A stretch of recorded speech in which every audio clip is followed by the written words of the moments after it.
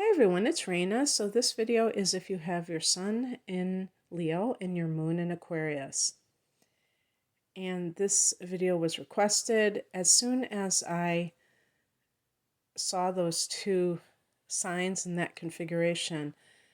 It reminded me of somebody that I knew way back when who got caught in crossfire with a gang shooting in Chicago. Totally innocent, and had that combination. And I remember it was an acquaintance. I considered him a friend. And I remember just turning on the news and seeing that he had passed away from, that. And the reason I'm bringing him up, besides the fact that I knew somebody with this combination, is that at the funeral, his friends were saying, he wouldn't want the person who killed him to get punished or something like that, because he was an anarchist. And this was back in the late 90s. And so I have a feeling that this is not the same kind of group that you see nowadays. I think it was probably at some point infiltrated. So there's a important reason why I'm bringing this up, because I remember arguing with him. I was just like appalled that he he believed that we shouldn't put people in jail and things like that. And we had a very spirited debate. And people who have this combination oftentimes are very passionate about their ideology. Okay. And this is because the sun, which kind of takes center stage, is in a fire sign. And so he was a Leo, I'm a Sagittarian. We're both fire signs, both have our own beliefs that we're very passionate about. And um, and yet that moon in Aquarius can make people radical, can make people want to really break out of the system big time. And so being an anarchist, being some kind of a rebel, something that's outside of the system is very appealing. And John Lennon had the moon in Aquarius too. And this can lend itself to just a love of freedom at all costs. And fire signs are the same, they want freedom. But Leo, to me, I don't see that as being the overarching theme as much as I see with Sag or even Aries as fire signs. So, Leo and Aquarius are two signs that they're opposite signs. So they're going to indicate a kind of back and forth seesaw type of attitude that you may have about life in general, where it's like you're torn between two maybe extremes. And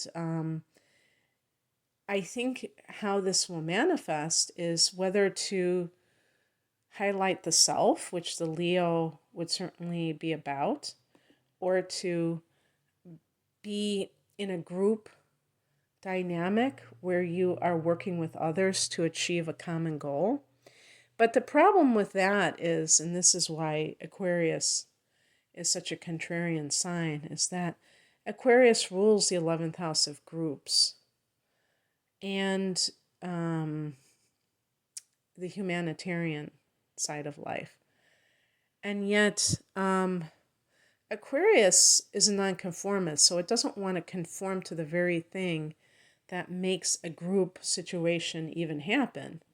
Is, if a group is together, there has to be a certain amount of groupthink so that everybody's on the same page. So Aquarius is kind of strange in that sense.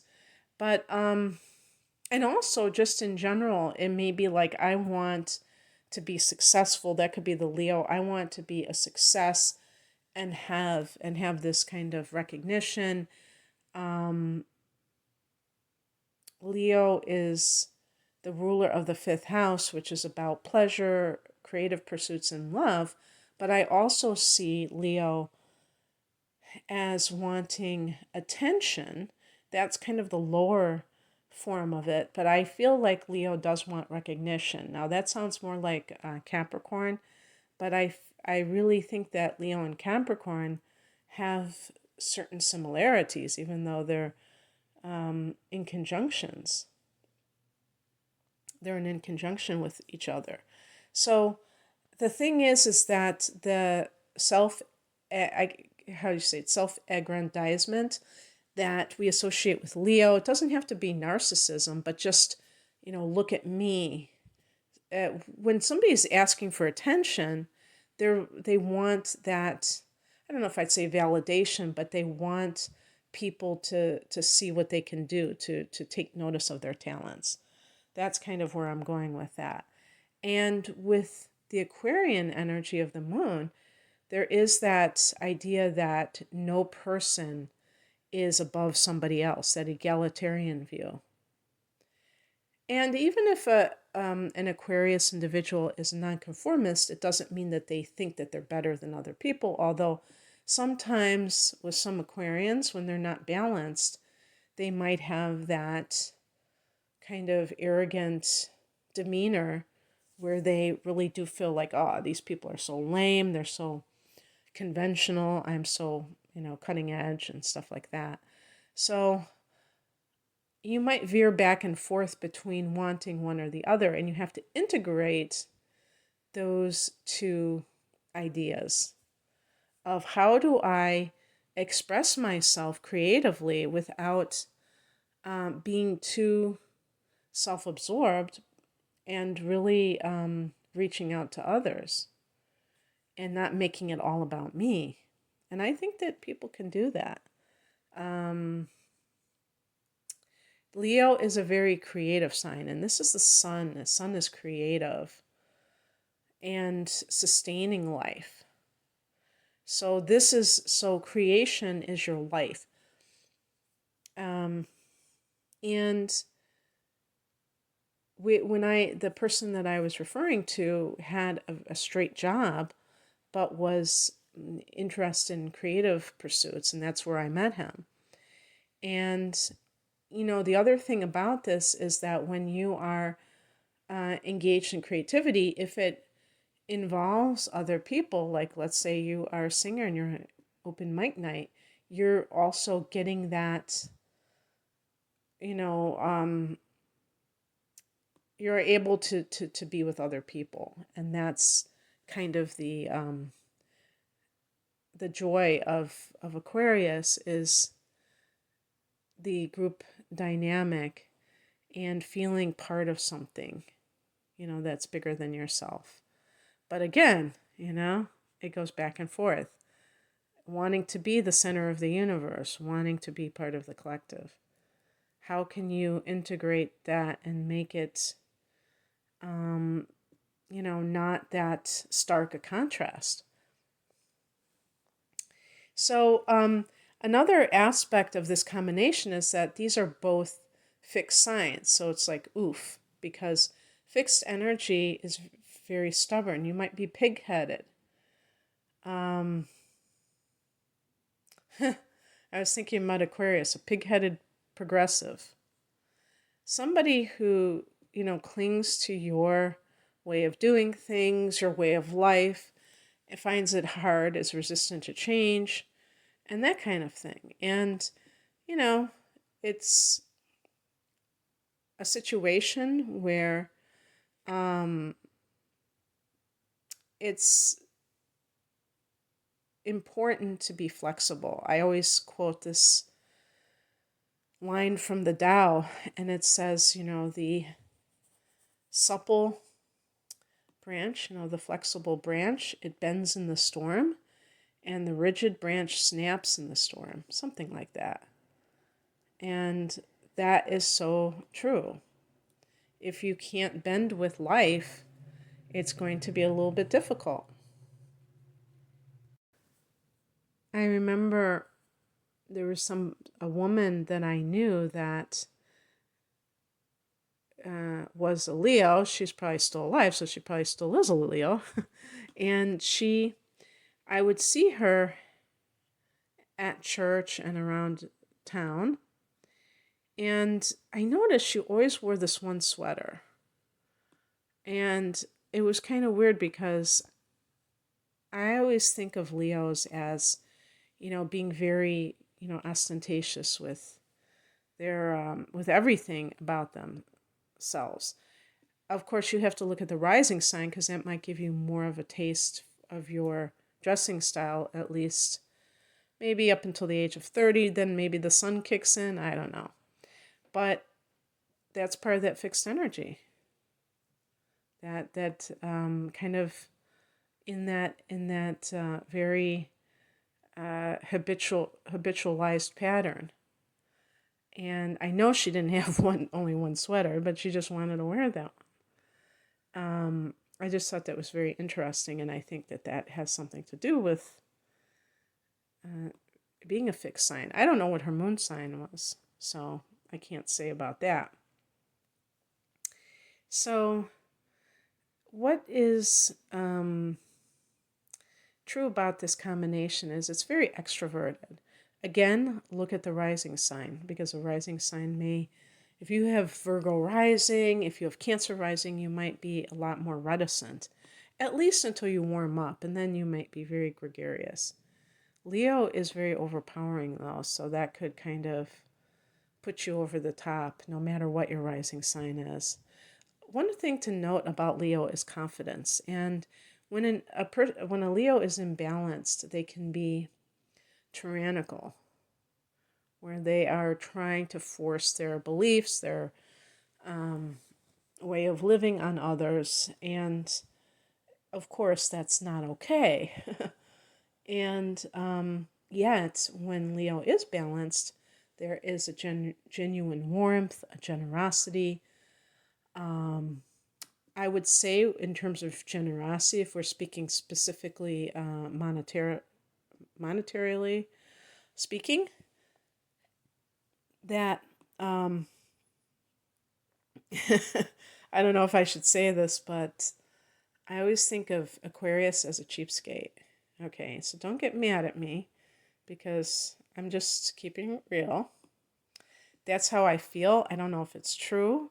You can correct me if I'm wrong. Remember that Aquarius is ruled not only by Uranus, but by Saturn, the ruler of Capricorn, and that is truly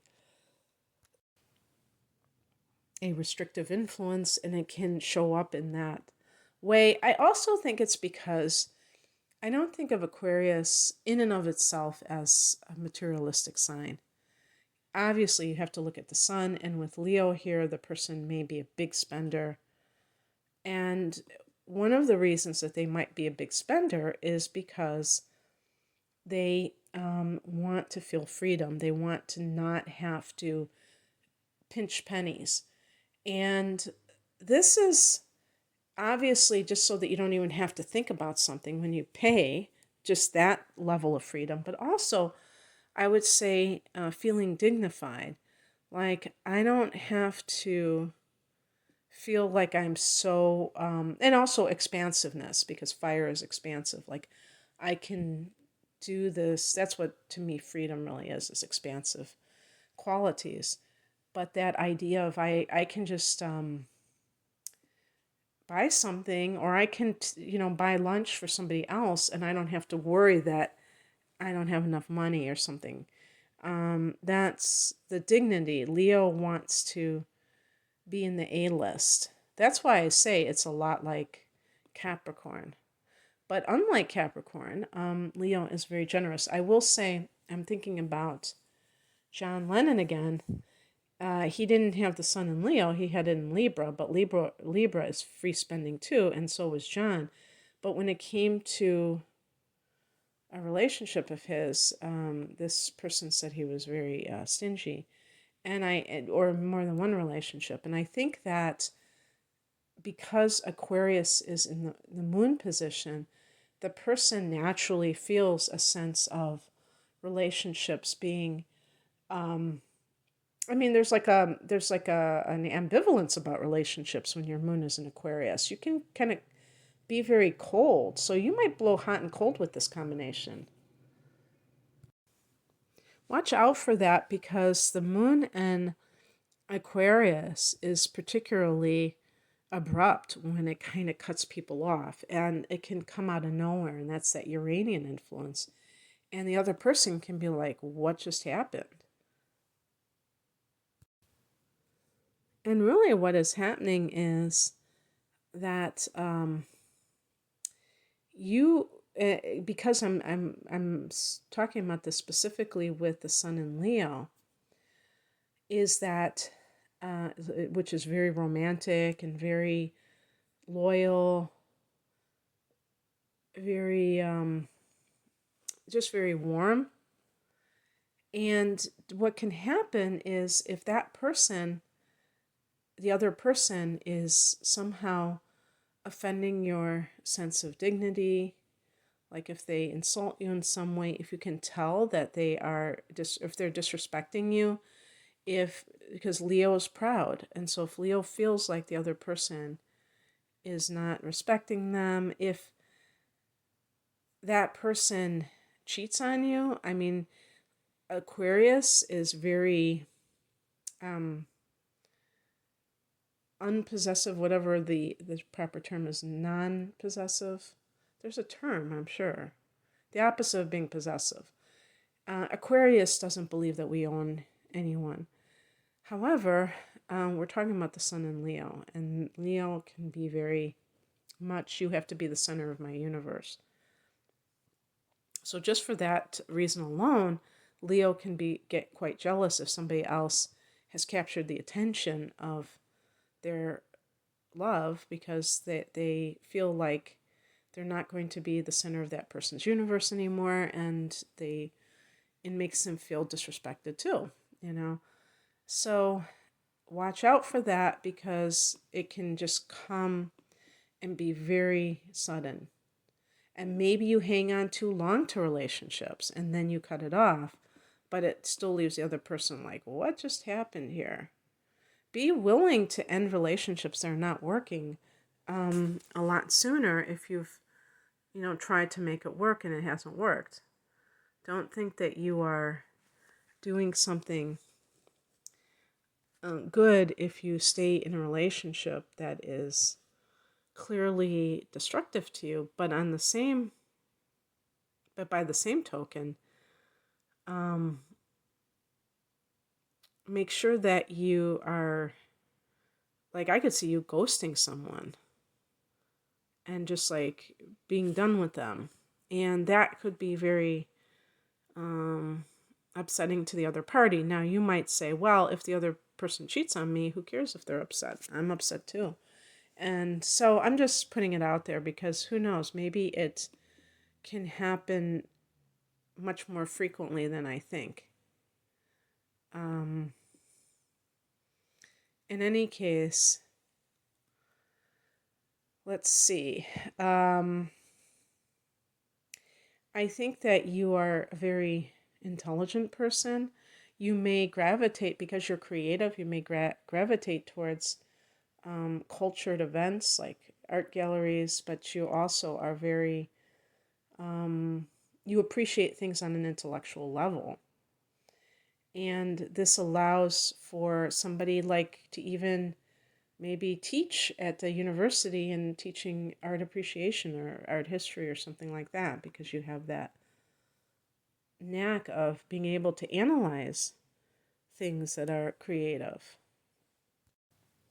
But I've even known somebody who was a Leo, or is a Leo, who was a chemist. So you can run the gamut of the type of careers that you're involved with. And I'm just talking about the sun being in Leo. With the combination of Aquarius, that can add the scientific. But even like an entrepreneur, having the moon in Aquarius can gain the pulse of, have the pulse of society, where you can anticipate what people want. So it's great for marketing and getting out in front of a trend or starting a trend. Leo is considered a workaholic, very hardworking, and because of the confidence that Leo has, it really makes it easy for a Leo person to just insert themselves in whatever they're looking to do, and there's an ambitious quality for sure.